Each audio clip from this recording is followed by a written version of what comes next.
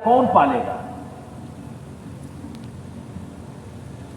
लेकिन भारत में भावनाओं की खेती बड़ी होती है, बड़ी होती है। धर्म के नाम की खेती बड़ी होती है। पूरा उत्तर पूर्वी राज्य जल रहा है मोदी। भारत की संस्कृति करने की बात करने वाले बोलो बम और तोलो कम की औलादो, पूरा नॉर्थ ईस्ट जल रहा है। इधर हिंदू मुसलमान कर रहे हो और मणिपुर से लेकर नागालैंड तक हिंदू और क्रिश्चियन में बंट गया है मामला।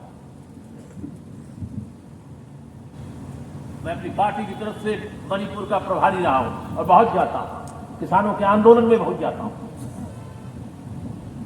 1.5 महीने से लागू होगा कि नहीं लागू होगा,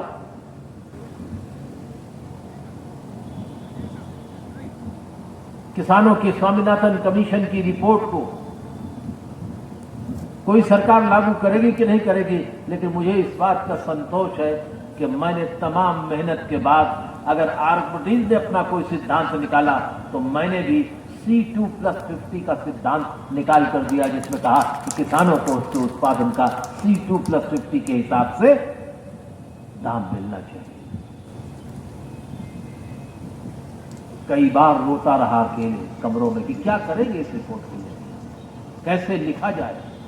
मैं उस दिन रात भर रोया था जिस दिन स्वामीनाथन कमीशन के सभी सदस्य, रिजर्व बैंक ऑफ इंडिया के गवर्नर, नाबार्ड के चेयरमैन, 13 राष्ट्रीयकृत बैंकों के CMD, ICAR के चेयरमैन इस बात पर अड़ गए कि इस रिपोर्ट के अंदर हमारी रिकमेंडेशन कॉन्ट्रैक्ट फार्मिंग की होगी, ठेका खेती की होगी, और मैं ठेका खेती का विरोध कर रहा था।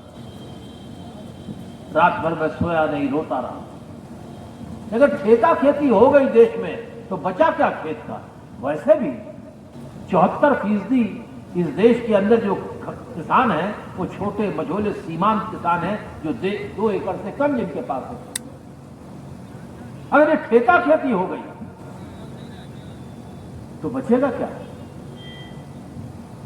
स्वामी सहजानंद सरस्वती की सोच बचेगी? और अगर ठेका खेती हो गई तो 72%, 74% जो गांव में लोग रहते हैं, जिनमें खेत मजदूर भी हैं और किसान भी हैं। आज किसान ही खेत मजदूर है, जो 2 बीघे का काश्तकार है वो खेत मजदूर है। कुछ लोग खेत मजदूरों की अपनी अलग कहानी कहते हैं, उनकी बातों से मैं सहमत नहीं हूं। वो कहीं और दुनिया में ढूंढ रहे हैं। खेत नहीं बचेंगे तो खेत मजदूर कैसे बचेंगे? और अगर किसान को खेती से कुछ नहीं मिलेगा तो खेत मजदूर को क्या देगा? ठेला।